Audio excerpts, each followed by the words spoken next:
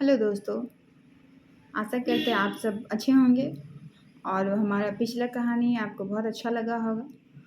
तो आज हम नया कहानी पढ़ेंगे। अगला कहानी पढ़ेंगे भाई कर खेल। कहानी का नाम है भाई कर खेल।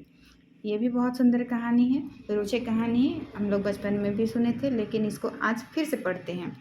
चलिए कहानी पढ़ते हैं। एगो राजा रहे जे अपन कर्तव्य पर विश्वास करत रहे, भाई पर नहीं। ऊ प्रजा कर सुख सच कर बहुते ख्याल राखत रहे। एक दिन ऊ राजा अपन प्रजा कर सुख सच के देखे के लिए शिकार खेले कर बहाना अपन सिपाही मन संगे जंगलवट निकल गए। मतलब कि एक राजा थे जो अपना कार्य पर विश्वास करते थे, कर्म पर विश्वास करते थे, भाग्य पर विश्वास नहीं करते थे। कर्तव्य मतलब कि कर्म कार्य, भाग्य मतलब भाग्य। वो अपने प्रजा के सुख शांति का बहुत ही ज़्यादा ख्याल रखते थे। तो एक दिन वो मन बनाते हैं कि अपना प्रजा सुख में है या नहीं है, क्या कोई दिक्कत है, ये देखने के लिए वो निकल जाते हैं और शिकार करने के बहाने में वो अपने सिपाही लोग के साथ में निकल जाते हैं जंगल की ओर। शिकार खेलते खेलते राजा ढेर दूर चल गए। सिपाही मन पछुआए गए। साँझ होते ही एगो बाघ निकलक, से के देख के सब सिपाही भाग गेले। राजा के घूरे में रात भई गेलक। घूरे के पहर एगो गांव में उड़ गेलक। हुआ कुम्हार मन रहत रहे। मतलब कि शिकार खेलने के लिए गए हुए थे, तो शिकार खेलते खेलते बहुत दूर चले गए। राजा है कि अपने सिपाही लोग से काफ़ी आगे निकल गए, उनका सिपाही बहुत पीछे रह गया। तो शाम हो रहा था, सांझ मतलब शाम होना, और शाम हो रहा था। और इसी दौरान एक बाघ निकल कर आ जाता है, जिसको देख करके उनके सारे सिपाही डर जाते हैं और वो सब भाग जाते हैं। राजा बहुत दूर निकल गए थे, तो उनको वापस लौटने में बहुत रात हो चुका था। जब वो वापस लौट रहे थे तो उनको रास्ते में एक गांव मिला। वहाँ कुम्हार जाति के लोग रहते थे। सेहे दिन एगो कुम्हार के घरे छठी रहे।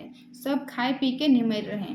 अधराती के राजा उ गांव में पहुँचलें और हकाय के कहलें के मनाहा, मैं शिकार खेले के जाए रहो, घूरे में रात हो गेलक, से सूते के लिए ठाव दे। उके रहे के लिए ढाबा में फाटल पटिया के डिसाए दिलें।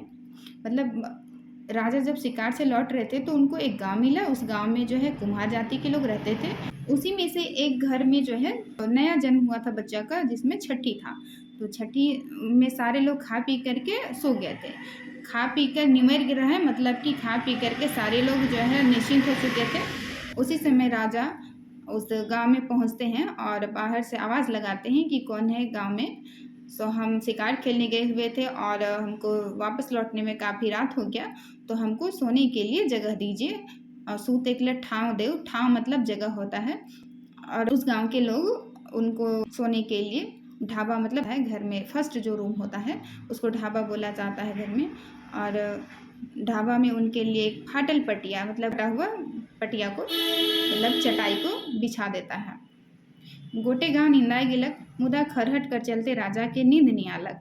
मतलब सारे गांव के लोग सो चुके थे, लेकिन राजा को नींद नहीं लग रहा था, क्योंकि जो चटाई रहता है काफ़ी गड़ता है और वो सॉफ्ट नहीं होता, और राजा को सॉफ्ट गद्दा वगैरह में सोने का आदत था, तो उनको नींद नहीं लग रहा था। ठीक निजभेद रात के टाटरा के एगो आदमी खोलक और सोझे ओहे ठाव गेलक, जे ठाव नवा जन्मल छुआ अपन माए संगे सुतल रहे। मतलब ठीक आधा रात हो रहा था, सारे लोग सो चुके थे, केवल राजा नहीं सोए थे। उसी आधा रात को ही एक आदमी आता है और टाटरा मतलब बांस का गेट बनाया हुआ रहता है, जिसको टाटरा कहते हैं। वो लॉक किया हुआ था, उसको खोलता है एक आदमी और अंदर आता है और सीधे वही जगह जाता है जहाँ पे नया जन्म हुआ बच्चा अपनी माँ के साथ सो रहा होता है।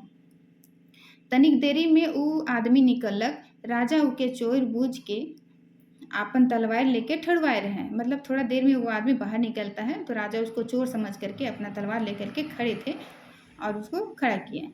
आदमी के छूछा हाथ आवे देख के राजा उके रोकलक और उकर से पूछलक। मतलब कि उस आदमी को तो राजा चोर समझ रहे थे, लेकिन वो तो चोरी करके नहीं आ रहा, खाली हाथ ही वापस आ रहा था वो आदमी। तो उसको खड़ा करके राजा पूछते हैं कि वो आदमी कौन है के और काले आए रहे। आदमी बतालक कि वो भगवान है के, जे आदमी का रूप धारण करके नावा छुआ कर भाग लिखे के आए रहे। मतलब राजा उनको खड़ा होकर के पूछते हैं कि तुम कौन हो, क्यों आए थे और खाली हाथ तुम जा रहे हो। तो वो आदमी बताता है कि वो भगवान है और आदमी का रूप लेकर के वो आया हुआ था अपने उस बच्चे का भाग्य लिखने के लिए। राजा छुआ कर भाग्य कर बारे में पूछलक। राजा उस बच्चे के भाग्य के बारे में पूछता है। आदमी बतालक, और तो सोबे बेसे है, मुदा शादी से घूरे खने वन में के बाद चीर फाड़ के खाए जाई। राजा चुप हो गेलक। मतलब राजा उससे पूछते हैं कि इस बच्चे का भाग्य के बारे में बताइए। तो वो आदमी बताता है कि बाकी सब ठीक है, लेकिन जब बच्चा शादी करके जब वापस आएगा तो इसको बाघ जो है वो चीर फाड़ करके खा जाएगा। तो इतना सुन करके राजा चुप हो जाते हैं। बिहान खने राजा छुआ कर माँ बाप से छुआ के अपन संगे राखे के लिए मांग लें। राजा छुआ कर पालादारी करे के आसरा दिलें। मतलब कि सुबह में राजा बच्चा को उसके माँ बाप से मांग लेते हैं और बच्चा का पूरा देखभाल करेंगे, इस वादे के साथ में उस बच्चे को ले जाते हैं। राजा छुआ के अपन संगे ले गेलें और अपन छुआ नियर उके सुख साथ से पालादारी करे के लागले। मतलब राजा उस बच्चे को ले जाते हैं और अपने बच्चे की तरह उसको पूरा सुख सुविधाओं से उसका पालन पोषण करते हैं। जब उ कुम्हार कर छोड़ा जवान हो गेलक, तब उकर माय बाप के बोलवाए के कहलें छोड़ा कर बियाह ले, उमन अपन जाति कर छोड़ी कर पता लगाएं, बियाह कर सब सरजाम राजा बटले होवी। मतलब राजा जो है उनके माँ बाप को बुलाते हैं कि लड़का बड़ा हो गया है, अब इसका शादी कराना है और इसके शादी के लिए आप लोग जो है अपनी जाति में ही लड़की ढूंढिए और इसका सारा खर्च जो है राजा ही अपने तरफ से करेंगे। सरजाम मतलब कि सारा इंतजाम। छोड़ी मिललक और बियाह कर सब सरजाम करके बारात जाए लागलक। राजा और उकर सिपाहियों मन संगे रहें। बियाह करके दूल्हा दुल्हन के डोली में बैठा दिलें और डोली के चारों चौकीदारी सिपाही मन चले लगलें। लड़की मिल गई और सारा इंतजाम करके फिर बारात के लिए चला गया। राजा भी गए साथ में और उनके सिपाही भी गए। शादी भी हो गया और दूल्हा दुल्हन को डोली में बैठा करके और फिर वापस लाने लगा और डोली के चारों ओर जो है अपना सिपाही को लगा दिए राजा, ताकि किसी तरह का कोई तकलीफ ना हो, कोई हमला ना कर पाए। राजाओं पाछे पाछे आवत रहे, मतलब कि डोली के पीछे पीछे राजा भी साथ में आ रहे थे। बीच डहरे एगो वन पड़त रहे, ओहे वन में सब रुक के सुस्ताए लगल। मतलब जब आ रहा था तो रास्ते में एक जंगल मिलता है, उसी जंगल में सारे लोग रुक गए और आराम करने लगे। यह ठाव कन्या अपन आदमी के कहलक कि आई जी तकले वो बाघ नहीं देखे। जब रुका हुआ था डोली और जंगल में सारे लोग आराम कर रहे थे, तो लड़की कहती है लड़के से कि आज तक वो बाघ नहीं देखी है। माटी लाइन के वो बाघ कर रूप बनाए लागलक, मुदा ठीक तरह से नहीं बनाए सकत रहे। मतलब मिट्टी लाती है लड़की और बाघ का रूप बनाने लगती है, पर ठीक से वो बनाने नहीं सक रही थी। बर उकर से माटी के ले लेलक, मतलब लड़का उस लड़की से मिट्टी को ले लेता है और वह बाघ का रूप बनावे लागलक और वही बाघ का मूर्ति बनाने लगा। जैसने बाघ का रूप बनलक, एक सच्चे कर बाघ प्रगट भे गेलक।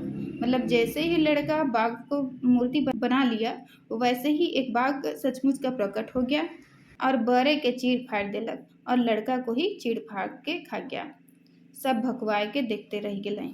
भकवाए के मतलब सब भौचक्का हो करके देखते रह गया। आज का चाय के सब राजा कर मुँह के देखे के लागलें, मतलब कि आश्चर्यचकित होकर के सब राजा की ओर देखने लगा। तब राजा बोलक, इकर भाग्य में ही लिखल रहे। तब राजा बोलते हैं इसका भाग्य में ही ये लिखा हुआ था। सच बात के सबके बताए दिलक और उसके जन्म के समय जो बात हुआ था राजा जो जानते थे वो सारा बात सारे लोगों को बतला देते हैं। वो कहलक यह जाने के लिए वो इके पोइस बढ़ाए रहे, वही होलक जे भाग्य में लिखल रहे। राजा बोलते हैं कि यही जानने के लिए हम इसको जो है पाल पोस के बड़ा किए थे, लेकिन वही हुआ जो उसका भाग्य में लिखा हुआ था। भगवान का लिखल नहीं टरे के जान गए। मतलब भगवान का जो लिखा हुआ रहता है भाग्य में वो कभी नहीं टाला जा सकता है, ये राजा को पता चल गया। जो राजा जो है विश्वास करते थे कर्तव्य पर, भाग्य पर नहीं करते थे, अब उनको भाग्य पर भी यकीन होने लगा। कहानी का मेन मतलब यही है। आशा करते हैं आप लोगों को यह कहानी भी बहुत अच्छा लगा होगा। अगर कहानी अच्छा लगा तो हमारे चैनल को ज़रूर सब्सक्राइब कीजिए, और अच्छा नहीं लगा तो भी आपको ये कहानी पढ़ना बहुत ज़रूरी है, क्योंकि जैसे सीरियल में ये कहानी आएगा ही आएगा, ये सिलेबस में है। तो आप लोग इसको अच्छे से याद कर लीजिएगा, क्योंकि जितने भी कहानी पढ़ने हैं सारे कहानी हम लोग लेकर के आएंगे जैसे सीरियल के लिए। सारे इंपॉर्टेंट फैक्ट इस चैनल पे मिलेगा आप लोगों को। तो तब तक के लिए धन्यवाद, और अगला कहानी का वेट कीजिए। तब तक ये कहानी अच्छे से ज़रूर पढ़िए। Thank you.